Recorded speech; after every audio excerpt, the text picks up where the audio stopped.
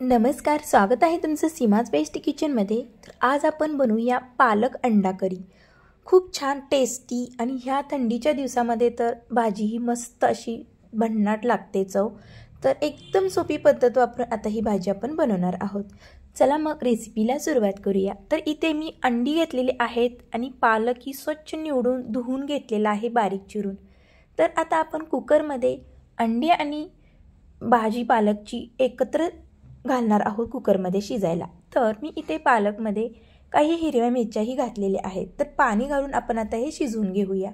तर शिजल्यानंतर मी अंडीची टलपर असतात ते काढलेली आहेत आणि भाजी ही आपली मस्त शिजलेली आहे।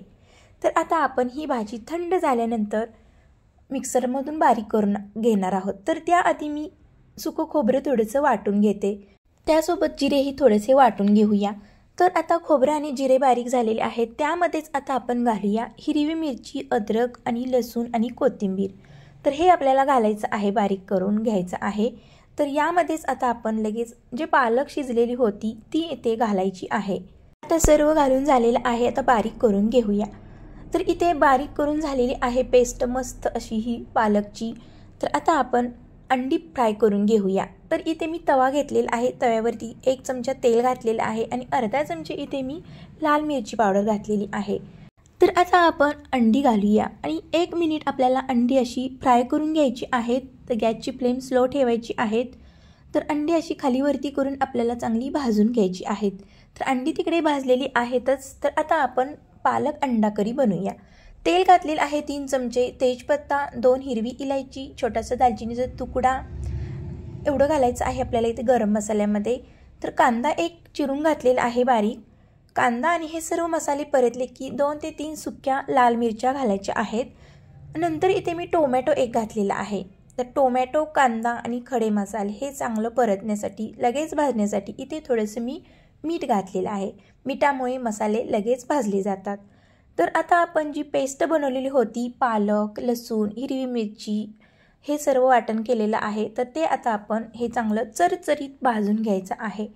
तर आता आपण 1 ते 2 मिनिटे चांगलं हे भाजल्यानंतर थोडेसे मसाले ॲड करूया। तर हळद अगदी थोडीशी घातलेली आहे, गरम मसाला थोडासा घालायचा आहे आणि धना पावडर थोडीशी घालायची आहे।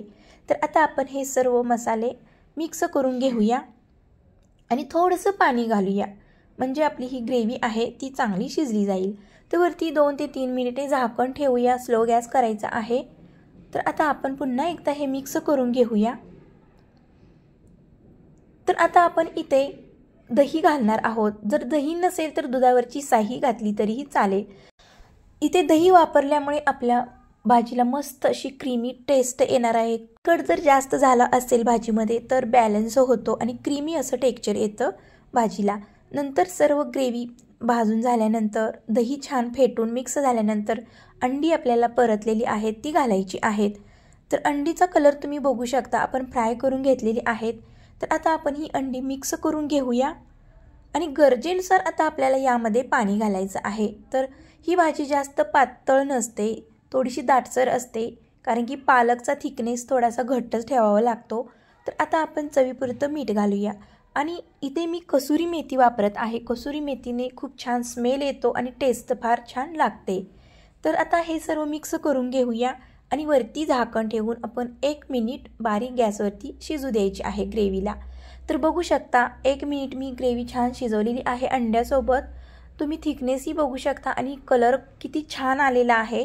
वरतून थोडीशी कोथिंबीर घालूया।